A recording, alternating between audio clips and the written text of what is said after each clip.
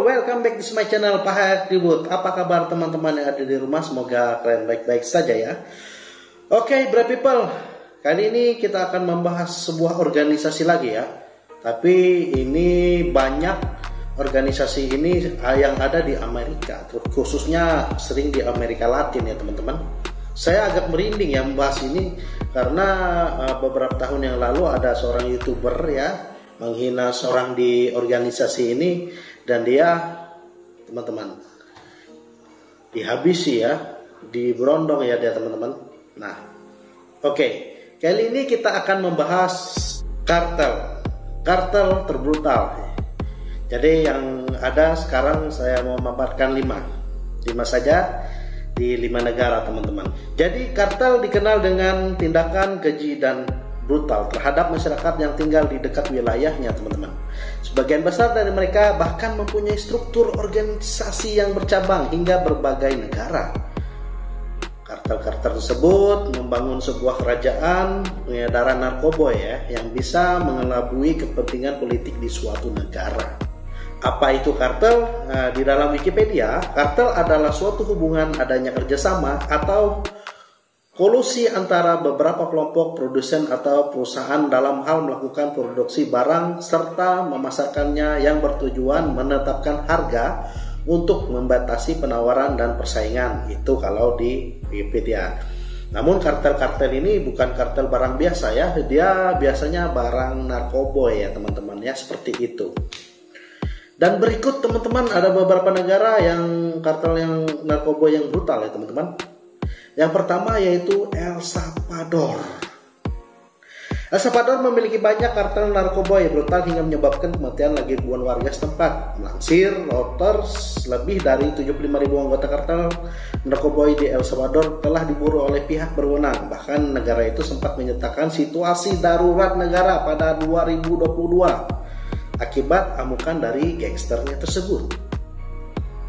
Menteri Kehakiman dan Keamanan Gustavo Viltoro menyebut El Salvador memiliki tingkat penghilangan nyawa sebesar 2,4% setiap 100.000 orang. Jadi di El Salvador itu mempunyai nama gangster ya.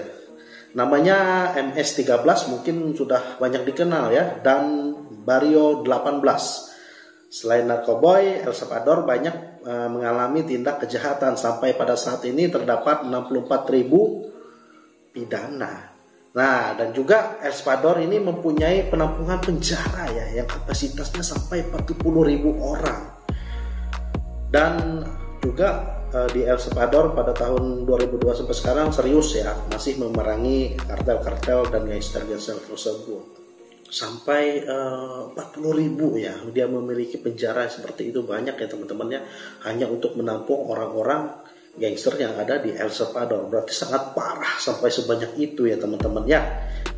Dan selanjutnya negara yang kedua ialah Venezuela. Nah, sebagai negara yang berbatasan dengan Laut Karibia dan Samudra Atlantik, Venezuela ini memiliki kemudahan dalam menjalin hubungan dengan dunia luar teman-teman.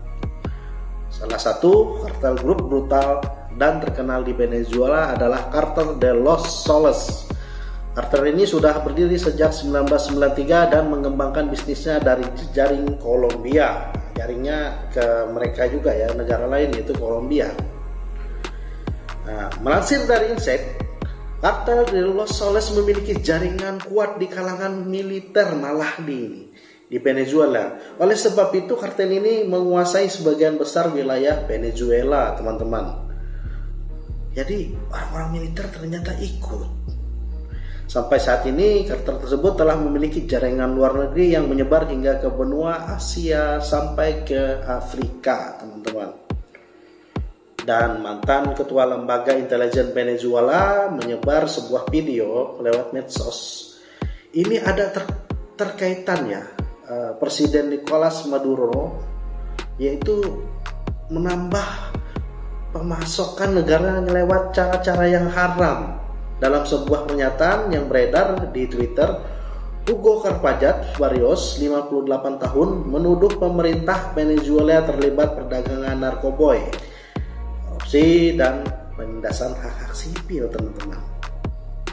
Jadi Carpajat ini adalah seorang pejabat yang dulu masuk kabinet mendiang Presiden Hugo Chavez ya, dan dia tidak sendirian menuding pejabat-pejabat tinggi pemerintah sekarang tersangkut perdagangan narkoba sejak 2002. Sejumlah pejabat pemerintah dan militer Venezuela telah dituduh atau dikenai sanksi internasional karena terlibat perdagangan narkoba di lintas negara. Jadi istilahnya ini kartel plat merah, teman-teman. Jadi negara membiayai untuk pemasukan negara tersebut. Dan yang ketiga yaitu negara Honduras. Jadi salah satu negara di Amerika Tengah yang memiliki jaringan kartel narkoba yang kuat adalah Honduras. Nah, wilayah seluas 112.492 km persegi ini memiliki kelompok kartel narkoba yang berhubungan langsung dengan Kolombia dan Meksiko, teman-teman. Nah, selalu berhubungan ya antara dua negara ini. Kalau nggak Kolombia ya Meksiko. Bahkan ex-presiden Juan Orlando Hernandez menggunakan kekuasaannya untuk memudahkan proses penyelundupan ke dalam Amerika. Ulah busuknya pun tercium oleh pihak berwenang hingga ditangkap pada tahun 2022. Ini plat merah juga ternyata, teman-teman. Nah, semenjak Hernandez memimpin, tingkat kriminal di Honduras mencapai 38%. Bayangkan dari 100%. Begitu tidak aman itu, teman-teman. Kalau sampai 35% itu. Dan mantan Presiden Honduras Juan Orlando Hernandez dijatuhi dan divonis hukuman 45 tahun penjara oleh pengadilan New York ya, Amerika Serikat, setelah diputus bersalah atas kasus perdagangan obat tersebut, teman-teman. Jadi dia ketangkap ya 45 tahun, sangat lama, teman-teman. Nah, itu Honduras punya plat merah juga ya. Yang keempat yaitu Kolombia. Nah, nama Kolombia memang sering tidak asing jika dikaitkan soal kartel narkoba ya. Dan yang lainnya, negara yang terletak di Amerika Selatan itu memiliki jaringan sangat luar biasa yang dibangun oleh Pablo Escobar pada tahun 1976 bernama Medellin Cartel. Meskipun telah ya turunan dari kartel buatan Escobar ini masih terus berlanjut hingga saat ini. Dan Dairo Antonio Usuga merupakan sosok paling brutal pemimpin kartel Kolombia yang berkuasa sampai 2021. Presiden Ivan Duque juga mendeskripsikan Usuga sebagai sosok yang ditakuti dunia, sampai dunia, teman-teman.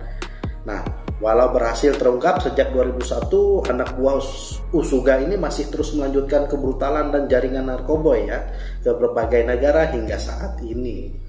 Dairo Antonio Usuga alias Otoniel ini salah satu gembong narkoba paling terkenal di Kolombia. Dan dia juga ketangkap akhirnya pada tahun 2021 itu, dan dia dikasih hukuman 45 tahun, teman-teman, oleh Hakim Federal Amerika Serikat ya. Nah, Otoniel yang mengaku bersalah atas tuduhan penyelundupan itu awal tahun ini adalah memimpin geng penyelundup narkoba terbesar di Kolombia. Klannya yaitu Klan de Golfo atau Klan Teluk. Otoniel diekstradisi ke Amerika Serikat dari Kolombia tahun lalu. Namun anggota-anggotanya masih melanjutkan hal-hal tersebut ya, karena memiliki anggota, tidak tahu siapa kepala mereka itu. Selanjutnya yaitu Meksiko. Salah satu negara dengan jaringan kartel narkoba paling brutal di dunia ada di Meksiko. Satu kartel yang sudah terkenal seantero dunia adalah kartel de Sinaloa. Kartel tersebut sebelumnya juga memiliki pesaing dengan kartel Guadalajara dan Los Zetas. Namun hanya kartel Sinaloa yang masih bisa bertahan sampai saat ini, teman-teman. Sampai sekarang. Jadi bukan film ya ini ya, ini beneran. Jadi kartel ini telah membuat onar berbagai penjuru Meksiko sampai hampir menguasai perekonomian negara tersebut. Sebagian besar petinggi kartel juga disebut menguasai perpolitikan di Meksiko. Jadi sudah masuk ke politik ya. Memang bukan plat merah, cuma mereka sudah masuk. Tak heran jika sejauh ini sudah 37 kandidat calon kepala daerah di berbagai wilayah Meksiko itu karena mereka melakukan keji seperti itu. Dan kasus tersebut pun sebagian besar disebabkan karena ulah jaringan kartel di Meksiko.